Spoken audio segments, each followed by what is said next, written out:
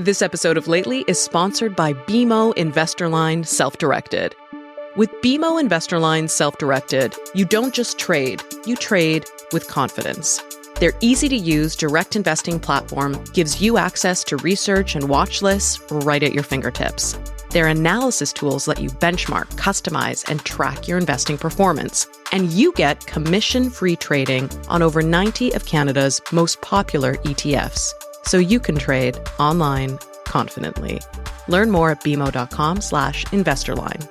Terms and conditions do apply here. BMO Investor Line is a wholly owned subsidiary of the Bank of Montreal, and it's a member of the Canadian Investor Protection Fund and the Canadian Investment Regulatory Organization.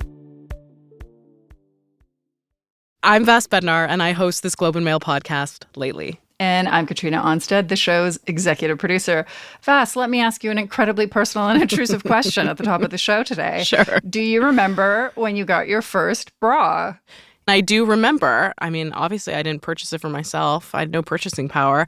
My mom bought it for me. Thank you, Mom. You cannot make this up. The brand was called Vassarette, V-A-S-S. It's still around. Amazing. It came in a little box. It was stretchy and put me on the path to womanhood. What a day. Do you think they'd be interested in sponsoring Lately? Maybe they do a little cross promo. You can be on the box. Honestly, let's find out. Vass presents Vassarette. Yeah. And here you are. That'd be great. Well, I'm kind of surprised that you didn't get it at Victoria's Secret because you are the millennial pink generation, aren't you? I mean, Victoria's Secret, there's a brand of your youth, of my youth. At one point, the company was providing more than half the bras sold in the USA. And in 2016, Victoria's Secret recorded peak worldwide net sales of $7.78 billion. Huge company. That's a lot of cups. Now, Victoria's Secret only opened stores in Canada in 2010, but they were omnipresent in the 90s and early 2000s, even without bricks and mortars here. Their global brand and their catalog used to come to so many people's home. Mm-hmm. They were also fundamentally like early adopters of the fast fashion model of production. For better or worse. For better or for worse is right. But really, it's kind of all about their fashion shows. Mm-hmm. They had pop culture presence there, not just entertainers like Taylor Swift and Lady Gaga, but also, you know, the Spice Girls, who are an important band for me, Phil Collins, Cher. Wait, Phil Collins walked on the Victoria's Secret fashion show? That was probably not a great year for them. I don't know how mobile he was during the show, but he definitely is one of the performers. Yeah. So big stars. But I mean, Phil Collins aside, most of the people on the runway were like super skinny, hypersexualized supermodels. Like this was the era of the Amazonian supermodel, right? They had those wings strutting down the runway in their underwear. It's like very, very porny. Yeah. But then the 2010s hit and the angels were suddenly being scrutinized. A little shade for cultural appropriation, unrealistic body standards, to say the least, lack of size diversity, racial diversity, and the brand became a little bit of a punchline.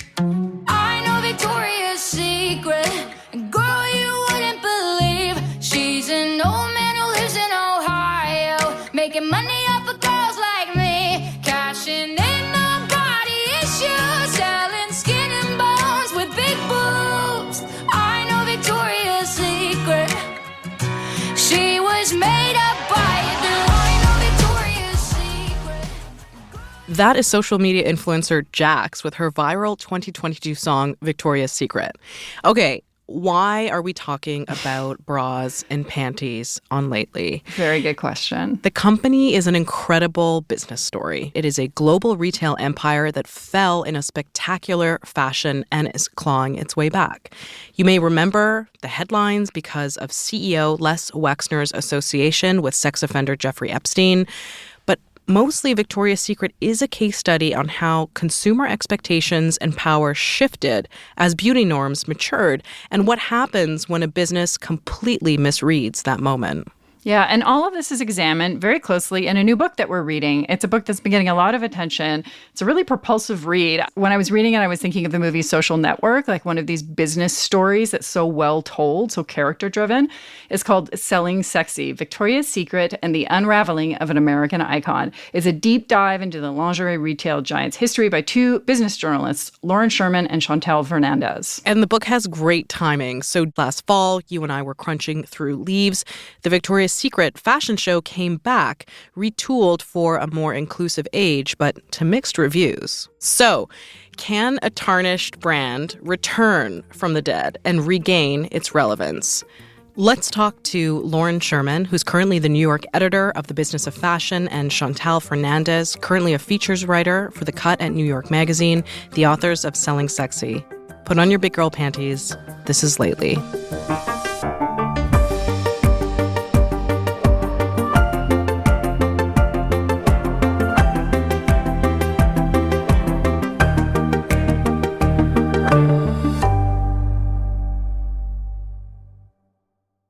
Chantal and Lauren, welcome to Lately.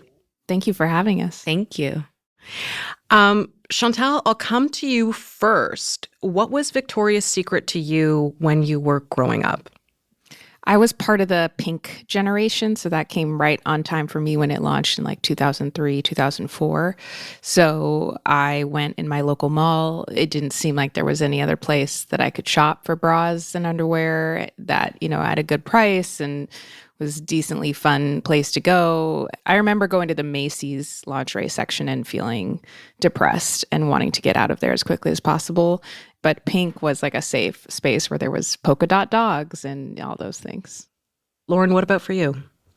So I was a teenager, like 94 to 2000, and that era was like 5 for $25. It was really when Victoria's Secret became the Victoria's Secret we know today. And I wore a lot of Gap body because I was much more into the sort of like minimalist 90s vibe.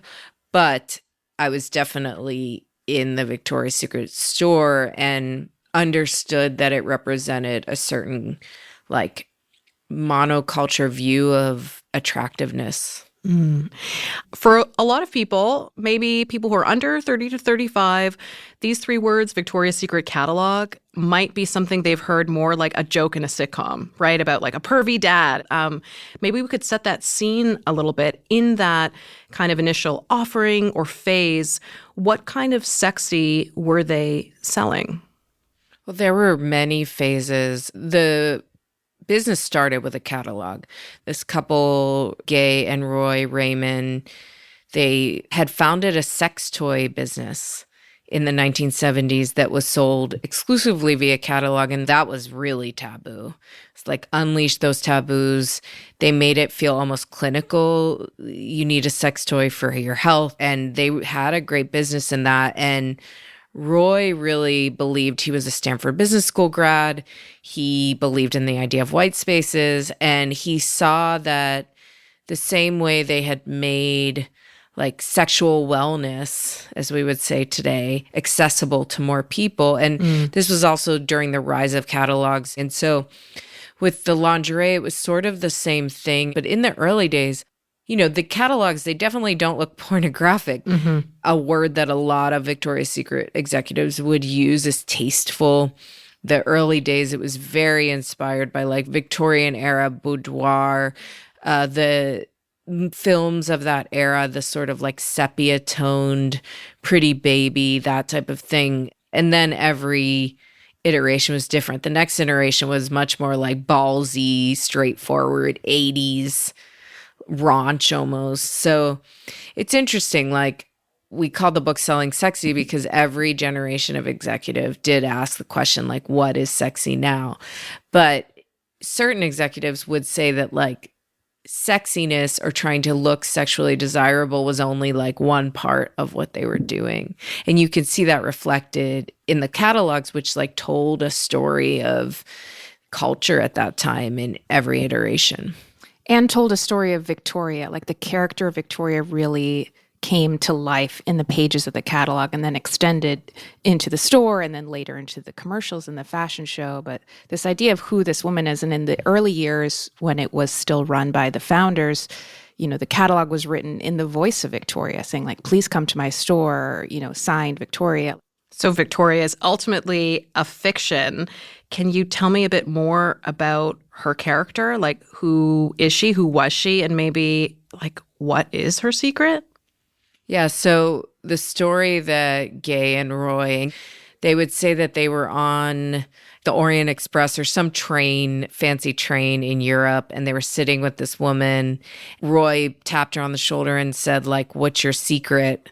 And she said, "Great lingerie."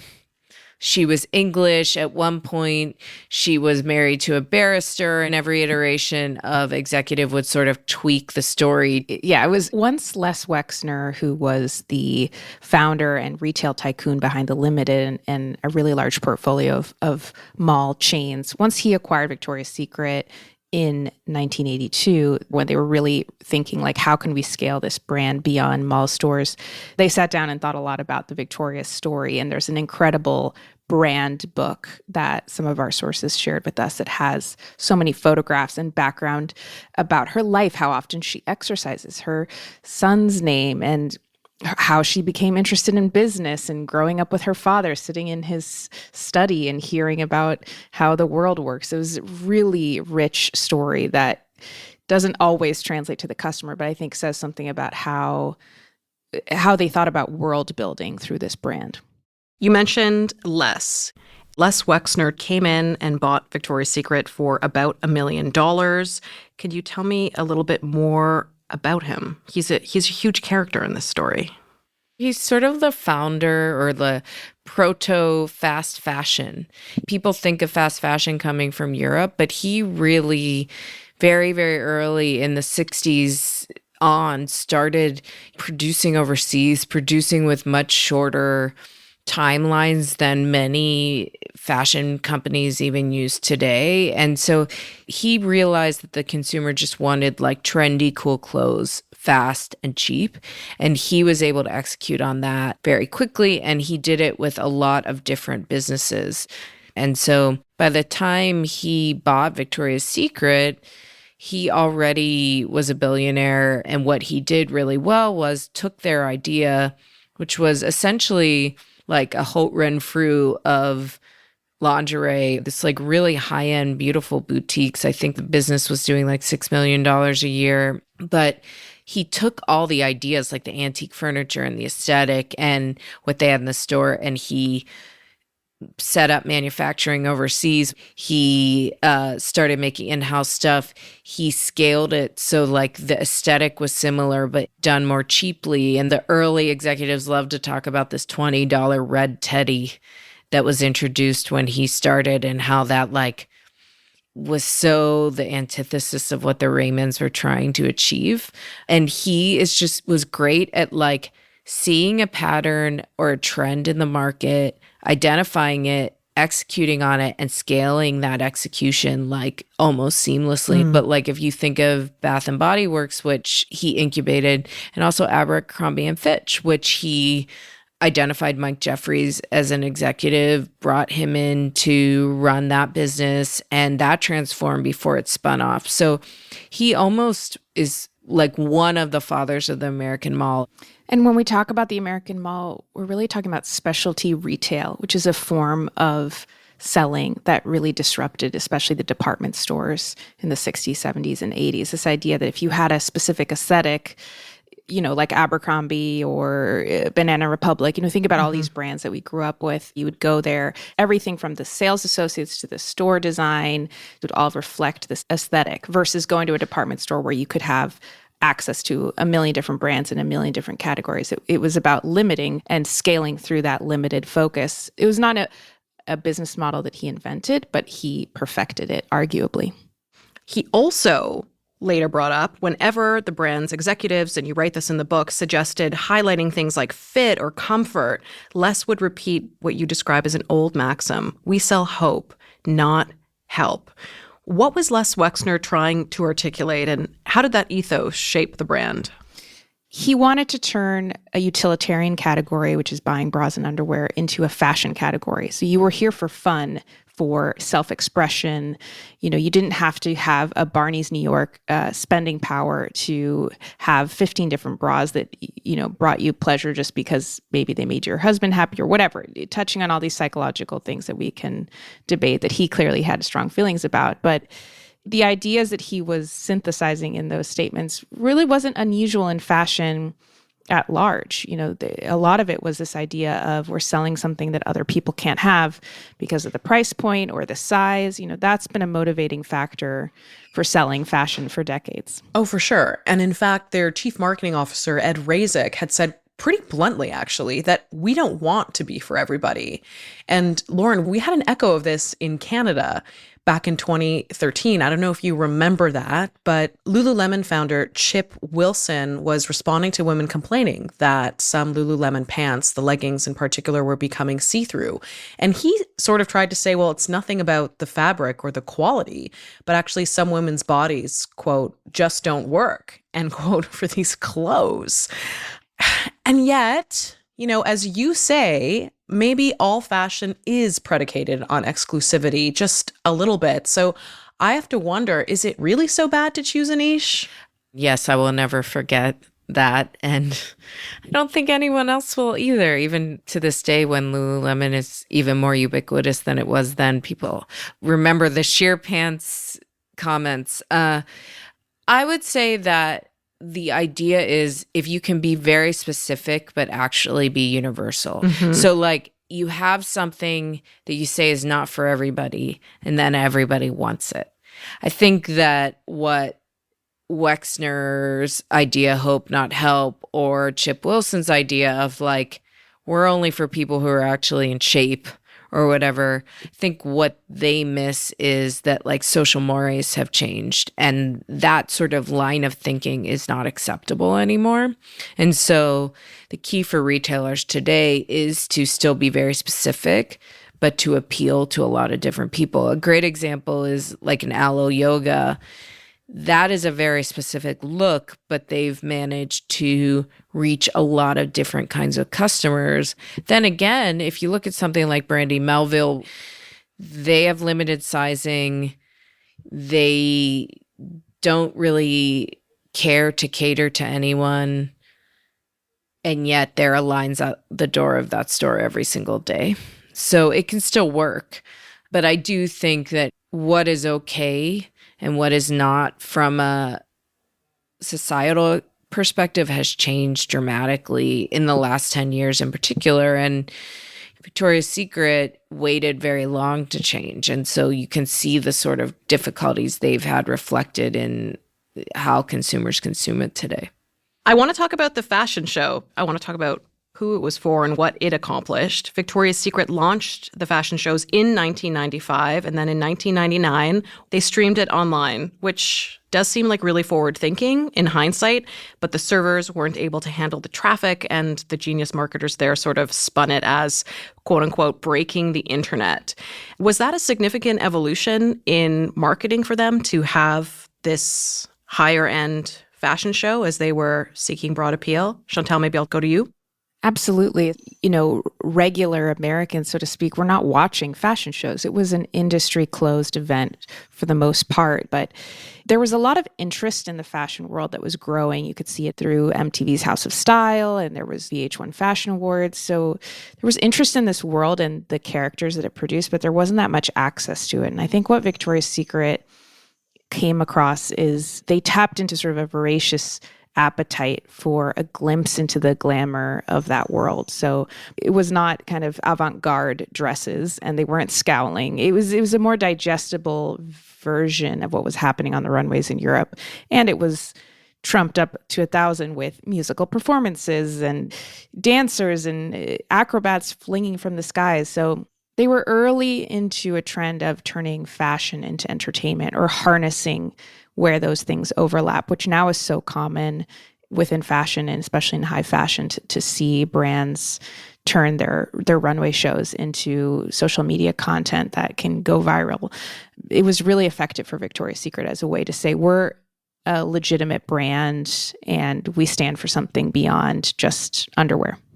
So, Lauren, who were the shows ultimately for? On the one hand, they are kind of democratizing that fashion world, or opening it up, and they also brought in a lot of men. Wasn't it just basically like a little bit porny? Yeah, I mean, in the 90s in particular, it was definitely like a New York insidery social event where Donald Trump types were out leering at these women, I'd say it turned into, especially with the Cannes show and the live streaming, into the bigger marketing event that we know it as today. So I would say it was like one giant commercial, and it was for the women who shopped the store for sure, but it was also for the men who potentially shop the store, or just they wanted it to be like almost like the Sports Illustrated catalog. Like, just these women are icons that you rip out and you put on your wall and you fantasize about. And in that way, a question Chantal and I asked ourselves many times while writing and researching this was Victoria's Secret making the culture, or was it reflecting the culture? And I think at the peak of the show, they really believed they were setting standards of beauty.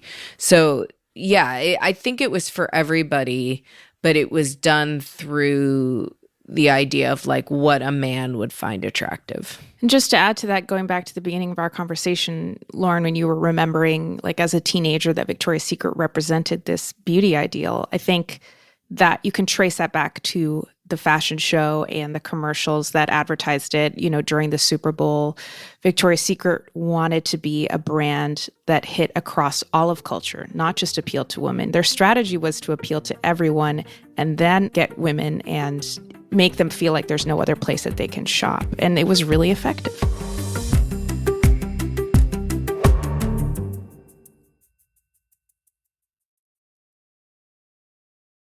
In 2018, Rihanna's first Savage by Fenty show was held during New York Fashion Week. And looking back, it feels like a bit of a revelation. How did Victoria's Secret's competitors maybe start to beat them at their own game?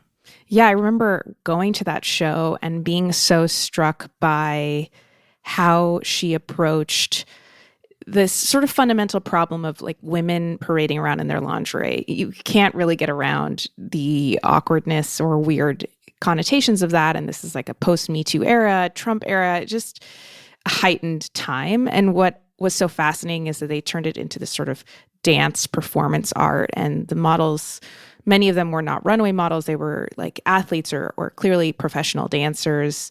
And you really appreciated the way that they could move in this lingerie.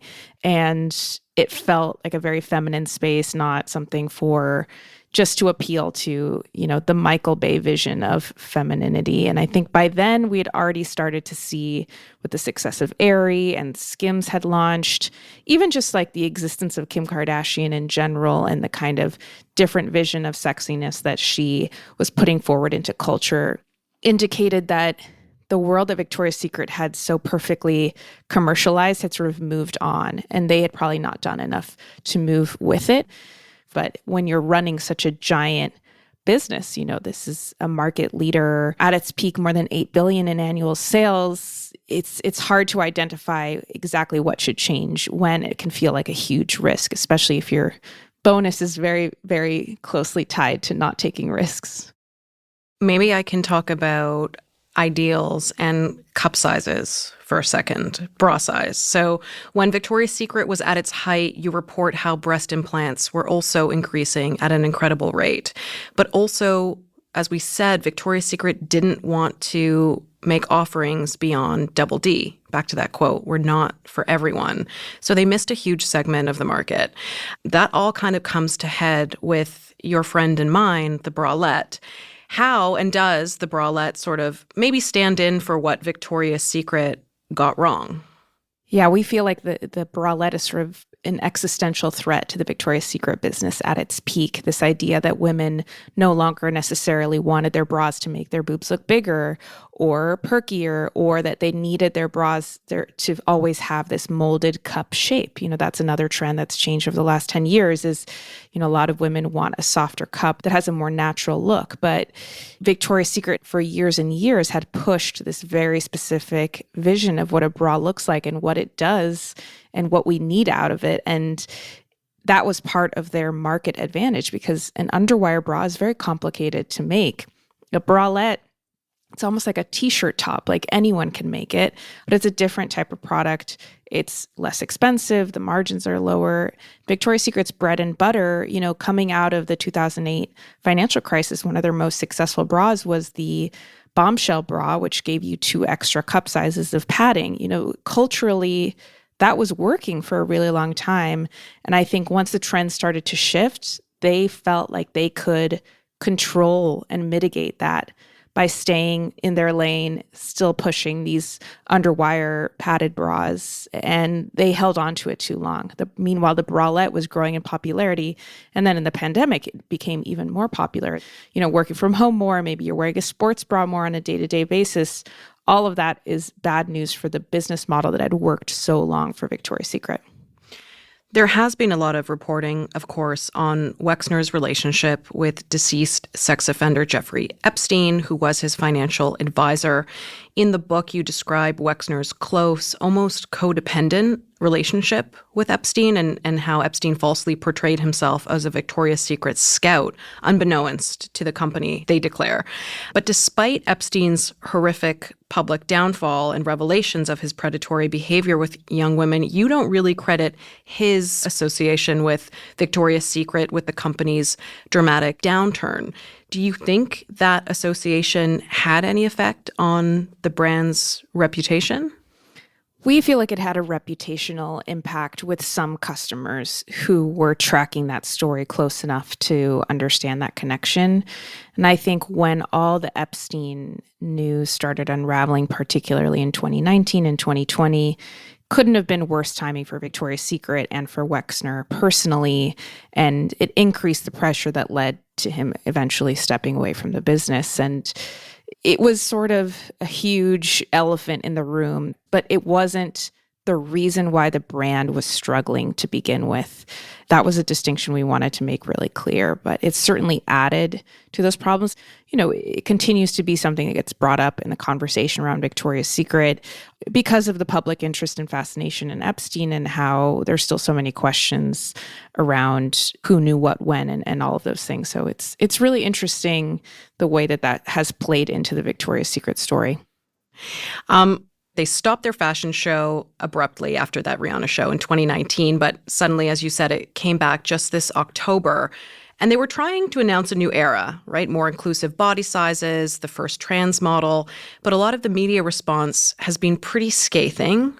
Writing for Essence, Sophie Kemp called it a spectacle of irrelevancy. And the recent New York Times headline was, "The Victoria's Secret fashion show returns. It shouldn't." So not a great reaction from some quarters. Is that fair? Look, it's totally fair. Everybody's allowed to have their own opinion. And I think generally the irrelevancy point is well taken by us. I will say, though, I just talked to someone last night and they said they're super happy. It blew expectations in terms of the amount of conversation online. I'm sure that if the sales were really good the week of the show, they will talk about it in the earnings call. So we'll see if they bring up the sales specifically. But in terms of exposure and people talking about the brand, on that level, it was very successful. What I would say is that, is it going to make people buy Victoria's Secret on a regular basis and at full price, which is one of their biggest issues, is that everybody buys everything on discount and they can't really make a good profit off of anything? I think the answer is probably not. And Chantal and I both, I didn't think it was terrible, and people who were at this show actually had a fun time and enjoyed it, I think, because the models were so fun. Not only was it a little more diverse, definitely felt a little tokenism, 2 plus size models, 2 trans models, that type of thing. It was very diverse in terms of age, which is an interesting point. And also one interesting thing is Kate Moss was always seen as sort of not sexy or not voluptuous enough to be on that runway. And she was there and she looked great. I'm sure that they will think of how they use their marketing dollars differently this year. They have a whole new executive team and maybe they won't do that again. But I think that it's very easy for us to see those headlines and also to see the feedback in the comments and think, oh, this is so bad for them. But there is that whole adage that all press is good press. And so I do think the fact that like anyone even cared says something about the strength of the brand and the opportunity that they do have to turn it around. Not saying they're going to, but there is a possibility that they'll be able to make this work again. You mentioned Kate Moss, and Victoria's Secret sort of straddled that shift away from worshiping supermodels and towards online influencers that maybe came with their own built-in audience amassed through a smartphone. Chantal, did sexy really shift through social media? Yes, I think it did in subtle ways. You know, the male gaze that made Victoria's Secret so successful in the 2000s, you know, people still care about fulfilling those beauty standards for the most part. But I think what social media brought that Victoria's Secret missed out on that we saw other brands tapping into was even just a performed vision of authenticity and grittiness or something that was imperfect that made it more approachable in terms of marketing images or content or videos or even the celebrities that we care about. And I think that was one of the things that they missed out on. Someone put it to me as other brands, the celebrities, whoever they were, could speak for the brand. But at Victoria's Secret, the brand always spoke for the models. And that, I think, created a distance that was part of the problem in their marketing around 2018, 2019. What is the mainstream perception of sexy now? What kind of sexy sells and who decides? I think part of what's so tricky about this moment for a company like Victoria's Secret is that sexiness is super fragmented. There's some cultural divisions happening there, and I think that extends to what we see as beautiful or what makes us feel good. I think what has sort of replaced those traditional ideas of selling a fantasy or selling exclusivity in fashion is this wellness idea, selling a better version of yourself. Buy this cream and you'll be a better version of yourself. That concept is probably a successful place for Victoria's Secret to invest in, but they're still going to have to contend with what is the beauty standard that they represent and how do they represent it and where, and are they covering enough of who they need to be covering. You know, I don't envy them in that sense because we live in a really fragmented culture. They benefited from a monoculture era of like the early 2000s, the 90s, 80s, and that's over. It's so competitive now. It's very tricky time. Yeah, I think one thing that they need to do is right-size the business, which they've been trying to do. It's smaller than it used to be. A business like that should probably be like $2 or $3 billion a year in sales, not $6 billion. So I think one of the issues that they've had is they have just tried to get so broad. And what they should take, instead of the thing that a lot of brands do when they're having trouble, is they look at the way things used to be when they were at their peak and say, we need to get that magic back.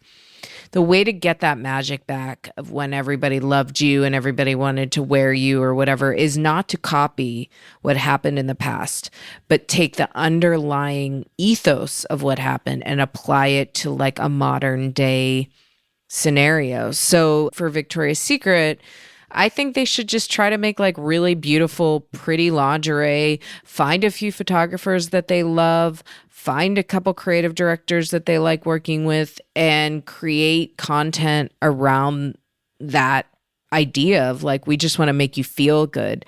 But the challenge is finding the right people to execute that. It's really up to this new CEO, Hillary Super, to make these decisions and bring in the right team to give it a reason for existing, because the last few years they haven't really known their reason and have sort of tried everything and nothing has stuck.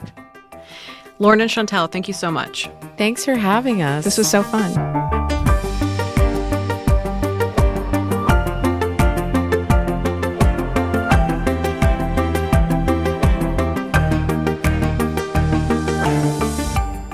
You've been listening to Lately, a Globe and Mail podcast. Our executive producer is Katrina Onstad. The show is produced by Jay Coburn, and our sound designer is Cameron McIver.